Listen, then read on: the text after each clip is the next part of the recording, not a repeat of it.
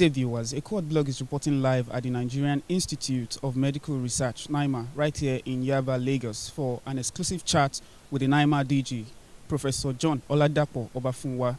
The chat will be centered on discussing the developments in the institution, the challenges they face currently, and the future prospects of the administration of the Nigerian Institute of Medical Research. So stay tuned as a Quad blog brings to you all the live coverage of the event as it unfolds. I am Daniel Samson Idowu, reporting for Echo Hot Blog. Nigeria's foremost hub for medical research and innovations, the Nigerian Institute of Medical Research, NIMR, had a heart-to-heart discussion with the press about the emerging trends and developments in the medical research sphere, as well as some agitating challenges that are currently embattling the institute.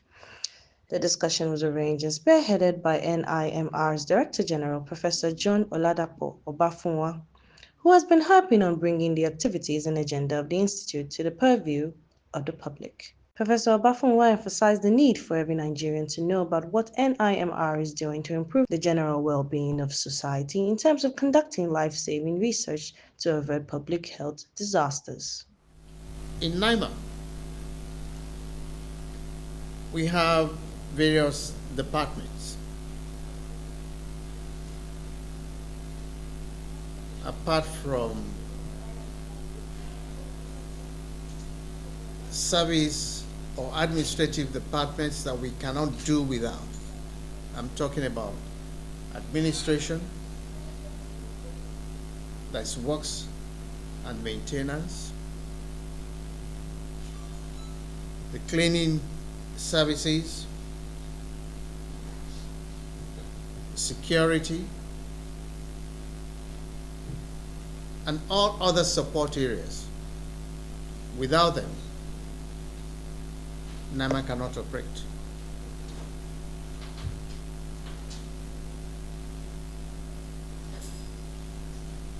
But coming to the other specialized areas, which we'll be focusing on over the next couple of months,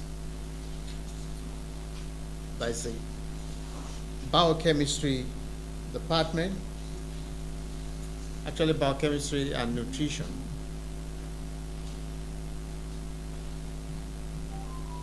That's molecular biology and biotechnology.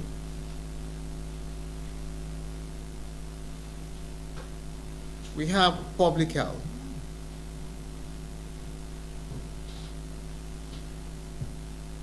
We have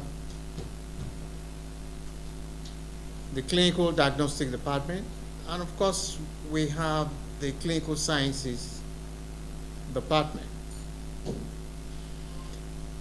Each of these departments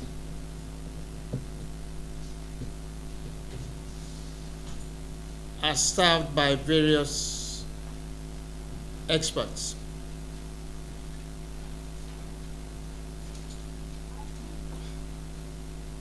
I won't get into the details of these experts because we'll be meeting them.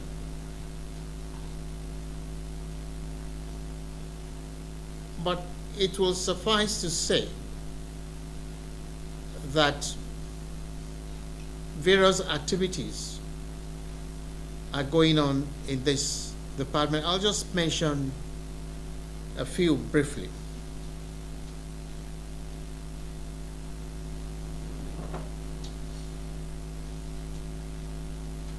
In biochemistry and nutrition department, you have work going on in areas of tradomedicine, where you have collaboration and analysis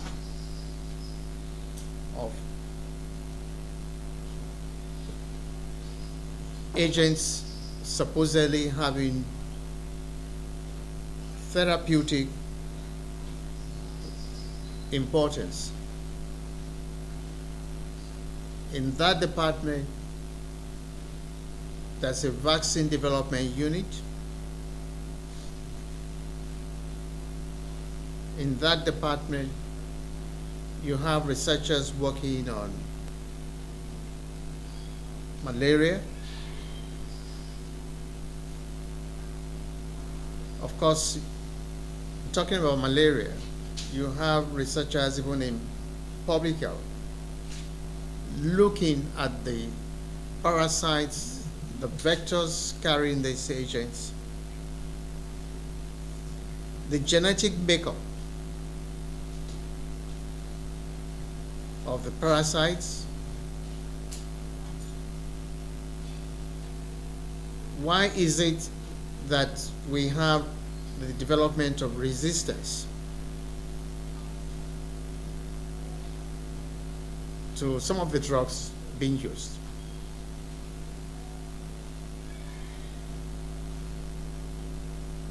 In the Department of Microbiology,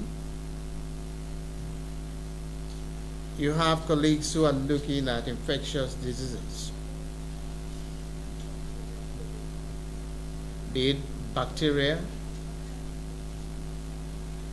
or viruses. What are the bacteria that are associated with diarrheal diseases in our environment? Speaking further, he revealed that the Institute is making great strides in medical research, training, and human capacity development and networking with other institutes and agencies in the health sector, while affirming that research works are currently ongoing on the recent HMPV viral disease that is gaining momentum in the Western world. Some of us are probably familiar with the recent discussions about the human metapneumovirus, HMPV. We don't have the problem, an outbreak like here in Nigeria at this point in time, but I want to tell us that NIMR is fully prepared, and we have the researchers who are in a position to develop primers and the diagnostic kit for it. We are already in talks with the NCDC towards achieving this objective. It's like NIMR is that expert in the background that people don't see readily. And we hope that using a forum like this, we'll be able to get NIMR across to not just the average man on the street, but also legislators who will be charged with the responsibility of funding NIMR. Also, he emphasized the need for sustained international partnerships and collaboration to bolster the institution's networks internationally and build beneficial ties with the outside world. The running of NIMR so far has depended to a large extent 95% or more on foreign donors. And when I say foreign donors, it's a long list. Yes, WHO, Bill and Melinda Gates, West African Health Organization, National Institute of Health from the US, London School of Tropical Medicine and Hygiene,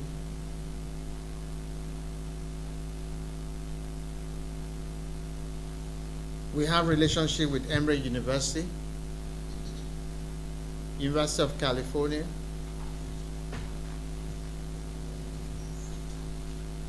and it goes on like that. Professor Obafunwa then dives into the lingering issue of power supply and several power cut ultimatums and exuberant electricity bills, while stressing that the Institute's head work would be undermined by an unsteady power supply. I want to also mention some of the challenges that we'll face.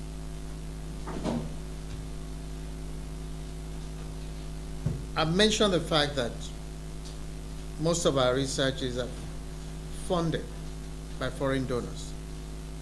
It's hoped that once we have an increase in funding locally, we'll be able to concentrate on health issues that affect Nigerians and less of these esoteric researches.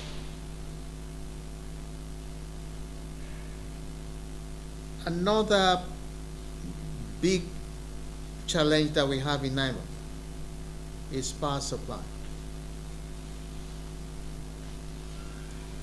This so-called Band A has created a lot of problems.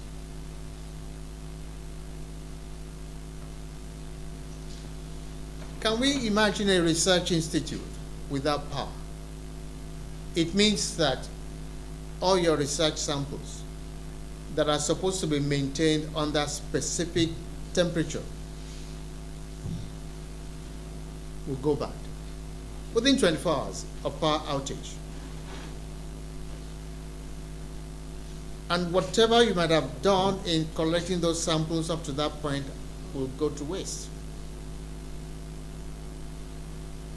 Without power, the reagents that you are going to use for the process of analyzing those samples, those reagents that are temperature sensitive will go bad. And if you are a foreign funder,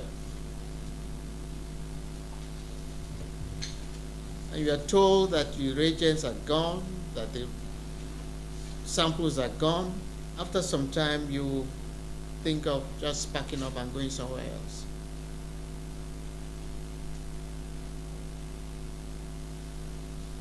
Some equipment are temperature sensitive.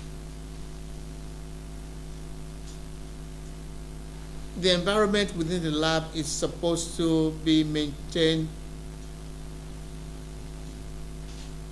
within a narrow range of temperature. If you don't have power, everything is gone.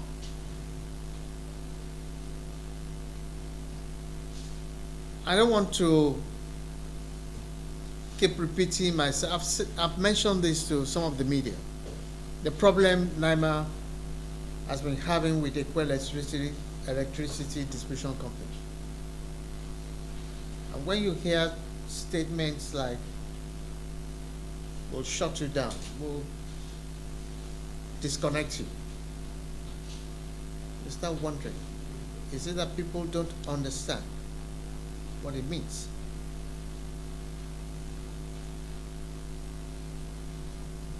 Up till now, NIMR has no meter.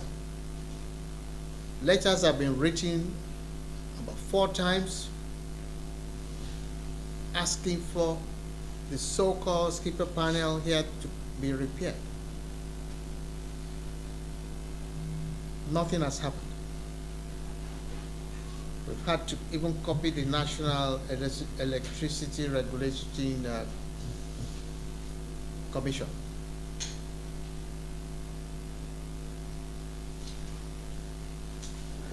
The first bill that I got in August,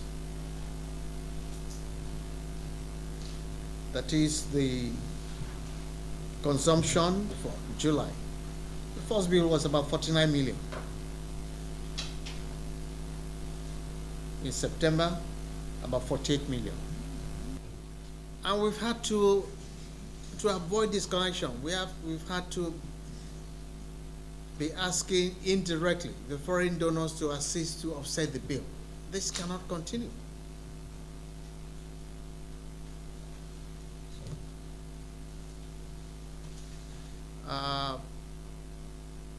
Of course, we've not been keeping quiet over it. So it's not as if the NIMR staff are irresponsible about this. They've been very understanding. We are currently making arrangements, discussing with people about the possibility of installing solar systems and inverters. And some of the principal investigators, some of the researchers have contributed towards this by sourcing money to install inverters with solar panels in some of their laboratories. And for this, I say thank you to them.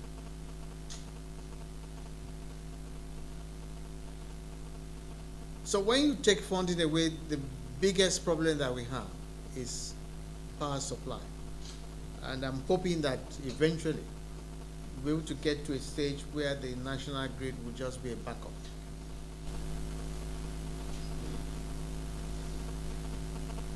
Perhaps at this stage, I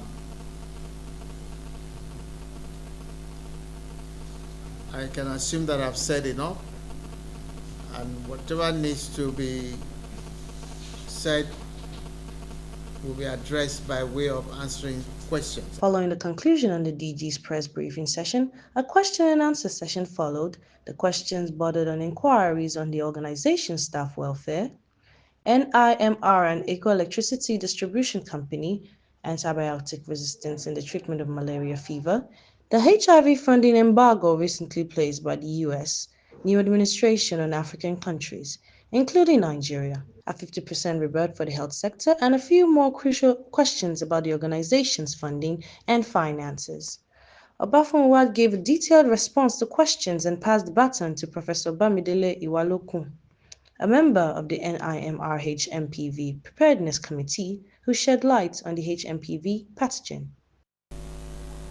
You said something about someone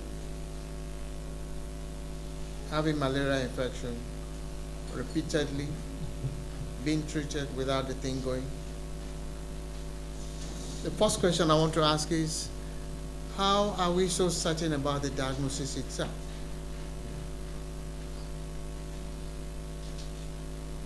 Yes, I've had people talk to me, oh, I had malaria 2 weeks ago, I'm having it again. And I just say to them, go and see your doctor and have proper evaluation. For so many years in Nigeria, one condition you always hear of is typhoid. In fact, they will tell you, you have fever, you have whatever, oh, you have to treat yourself for typhoid.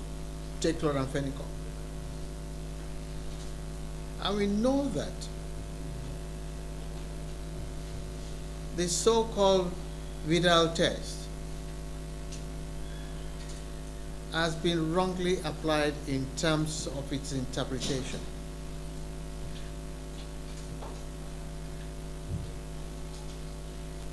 And you find that many healthcare professionals, but particularly quacks, I will just use that word, quacks. I don't want to mention certain specific situations. You find that because they want to sell their drugs, or because they want to be seen to be addressing the complaints of the patient, they'll say, oh, it's malaria. It's even when you look at the blood film, there's no evidence of parasitemia.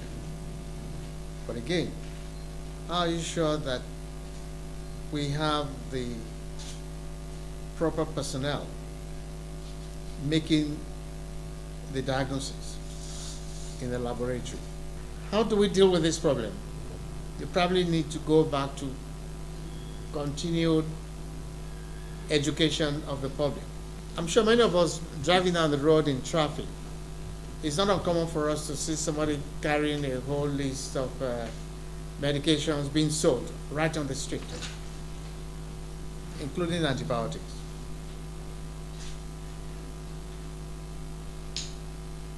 I'm glad Professor Smith is here. She will say something further about antimicrobial resistance. In fact, she's the chairman of the committee in NIMR on antimicrobial resistance.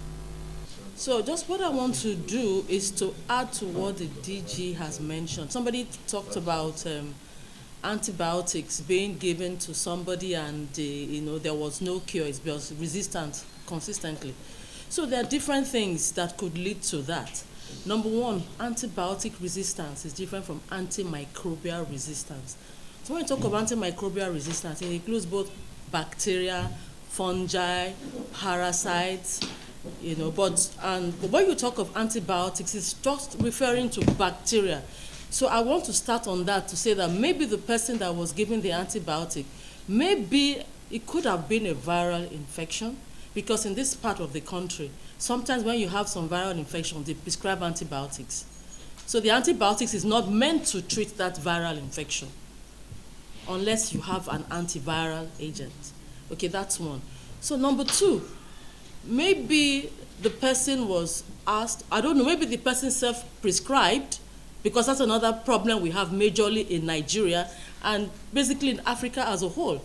Because in places like South Africa, you can't just go to a pharmacist and ask for what you call a third generation cephalosporin.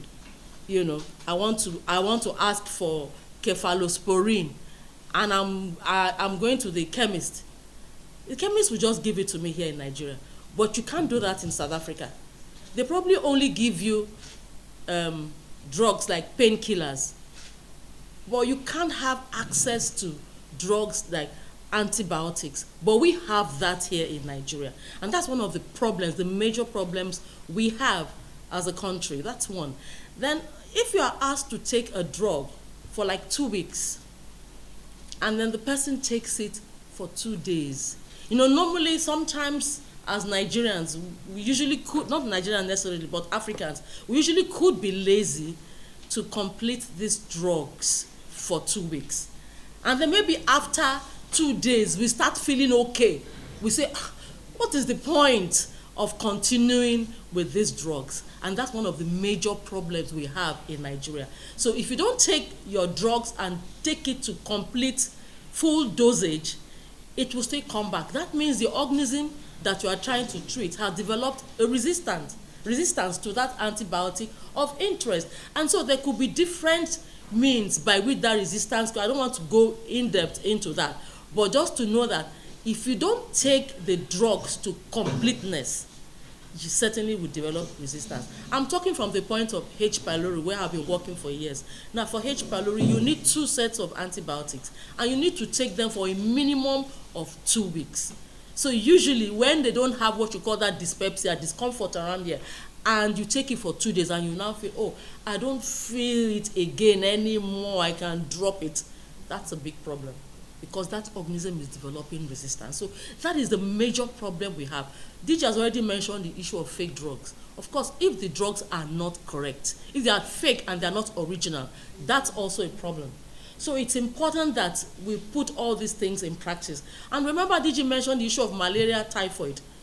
Those days, it should be malaria. When you go to the doctor, you have February, oh, you have malaria, you have typhoid, treat, they give you antibiotics. And that's one of the problems we are having in terms of antibiotic resistance. So I think these are the things that we should really look at. And maybe also the physician or maybe nurse, whoever the person sees, instead of giving you a drug that possibly could really treat it, they like all those highfalutin drugs, rivaputin, those very like the extremes, those very expensive ones. Instead of giving you some minimal ones that could actually treat it eventually, they give you those high drugs that you don't actually need. So it is not good for the system. So there are various things that could, lead to antibiotic resistance. So I think I just covered just on the surface to add to what the DG has said that could lead to antibiotic resistance. Thank you. Something was said about funding of our budget by the federal government. Yes, that's funding. To start with, the staff. I mean, NIMR, as it is, does not have to look for money every month to pay salary. These are paid directly from the appropriate platform in Abuja.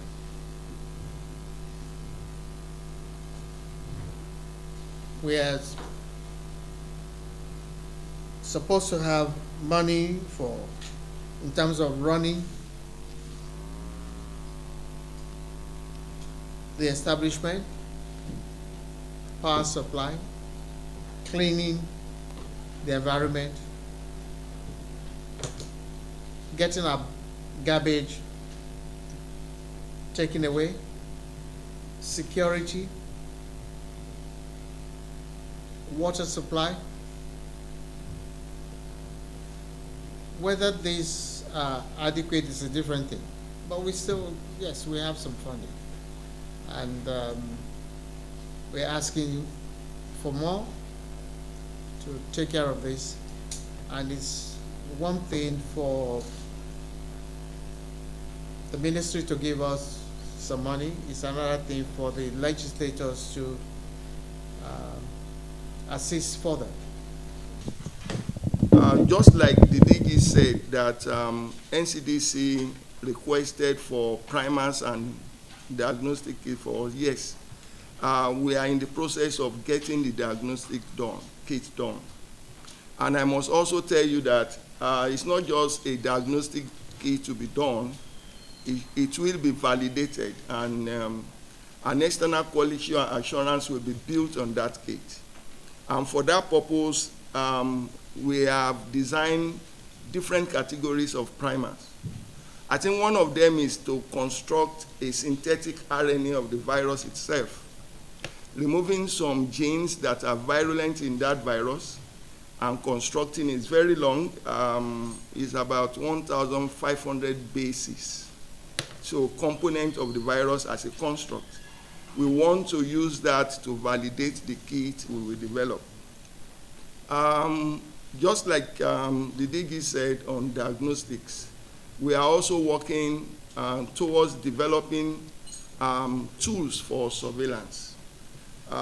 There is one thing to detect the virus, another thing is to know the lineages that will come into the country.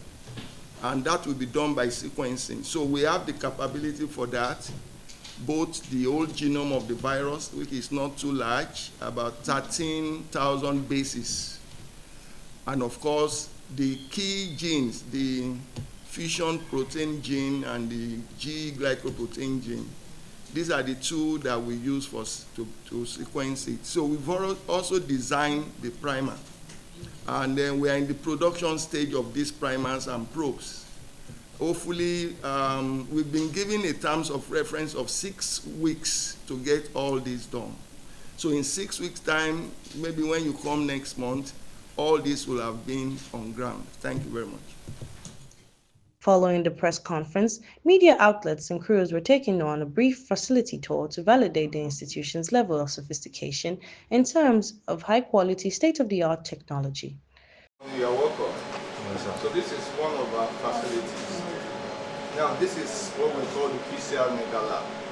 There are 3 in Nigeria. The other 2 are in Abuja. This is the only one south in Lagos. This we used to do viral loads for people that are HIV positive and on treatment across the southern part of Nigeria. Most of them are shipped here. Annually, over 400,000 are done in this facility. We started with just these 2. At some point, they started having an issue. So eventually, they've added getting better, and we were doing well. And the pressure of the samples, one of them was down for some months. That smaller one in that place was down for some months. They brought 2 bigger ones. Now, each of these can do 3,000 in a day. So with that other one there, we're looking at 9,000 per day. So we can ramp up. What the government is trying to do now is not just to do this for one HIV. They are trying to also put this, can also test for TB. You can also test for different things, but the only thing that it has to be large volumes. This, a single run on this is 93 samples. The other 3 are controls. So if you don't have up to 93 samples, you can't run here. So if they have 3 clinics, that's why they are merging it into mega labs and make sure they have one. In about 3 hours, the first will come out here. Every 30 minutes thereafter, you have 93 results coming out, 93 results coming out, every 30 minutes after. And it's not designed to shut down. It keeps working. That's why we have a shift, morning and evening shift. It keeps working. If you need to shut it down, there's different kits to buy to it. So these are equipment that need to be keep working, keep working, keep working. The conversations about NIMR's relevance and invaluable significance in effectively contributing to Nigeria's overall well-being will take place monthly as Professor John Oladape Obafunwa commits NIMR to the cause of reawakening health awareness and revitalizing advocacy for public health education. For a Court blog, I am Akeredolu Favor. Well, it has been a revealing moment with the Director General of the Nigerian Institute of Journalism, Professor John Oladape Obafunwa, as he has revealed the major bone of contention in terms of challenges facing the institution at the moment, which involves power supply issue between the institution and the Eco Electricity Distribution Company. We do hope that conclusions are met between both parties and solutions are preferred. Thank you for staying tuned. Do not forget to follow us on all our social media platforms on X, Instagram, and Facebook at Eco Hot Blog. I am Daniel Samson Idowu, reporting for Eco Hot Blog.